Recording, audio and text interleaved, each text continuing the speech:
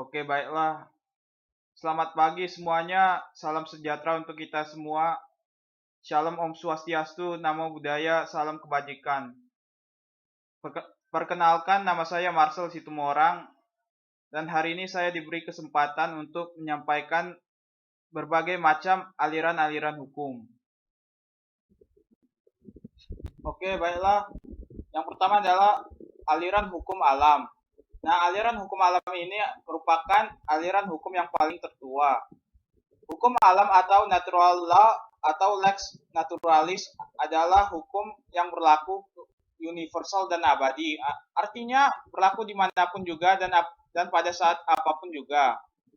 Adanya konsepsi hukum alam ini merupakan pencerminan dari usaha manusia dan kerinduan manusia akan keadilan mutlak, serta merupakan pencerminan dari usaha manusia untuk menemukan hukum yang lebih tinggi dari hukum positif.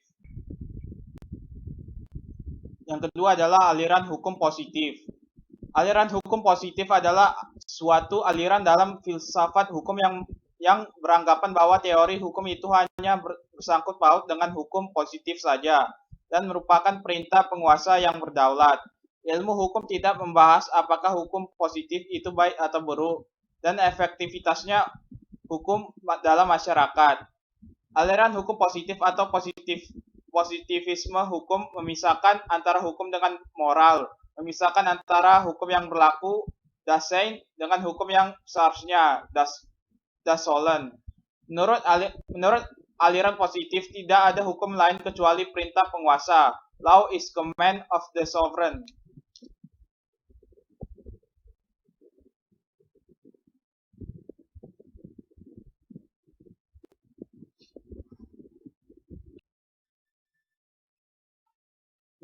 Yang ketiga adalah aliran utilistis. Aliran ini dipelopori oleh Jeremy Bentham. Konsep dari aliran ini didasarkan pada individualisme atau individu dan utilisme atau manfaat. Dikatakan individu karena hukum menjamin kebebasan yang seluas-luasnya kepada setiap individu sehingga setiap individu dapat mengejar kebahagiaan yang diinginkannya. Jeremy Bentham berpendapat bahwa alam memberikan kebahagiaan dan kerusakan. Tugas hukum adalah memelihara kebahagiaan dan mencegah kejahatan. Menurutnya, pemidanaan haruslah bersifat spesifik untuk tiap jenis kejahatan dan seberapa besar pidana itu boleh diberikan. Hal ini tidak boleh melebihi jumlah yang dibutuhkan untuk mencegah timbulnya kejahatan.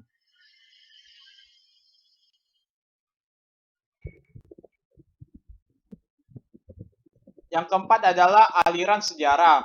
Aliran ini berkembang di Jerman. Pola ini didasarkan pada perspektif sejarah, diinspirasikan dari bidang-bidang hukum dan bahasa.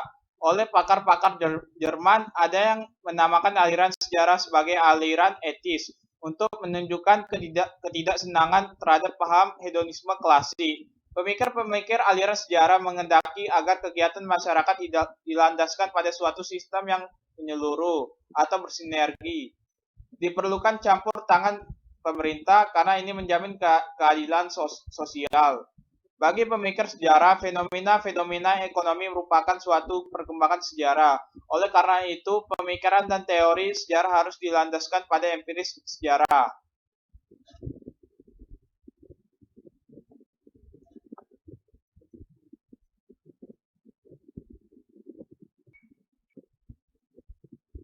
Yang kelima adalah aliran sosiologis.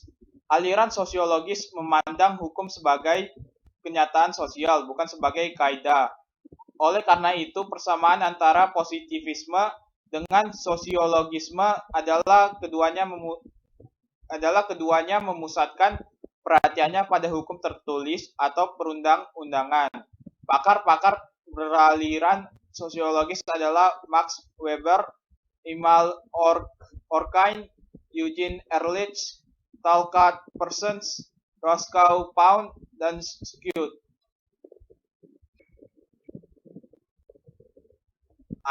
Aliran terakhir adalah aliran realis atau aliran realisme. Realisme hukum berasal dari pengaruh pemikiran modern yang berkembang di Amerika dan di Skandinavia. Realisme hukum pada dasarnya merupakan aliran yang meninggalkan pembicaraan mengenai hukum yang abstrak. Realisme hukum lebih menitik beratkan pada kajian terhadap pekerjaan-pekerjaan hukum yang praktis dalam menyelesaikan problem-problem dalam masyarakat.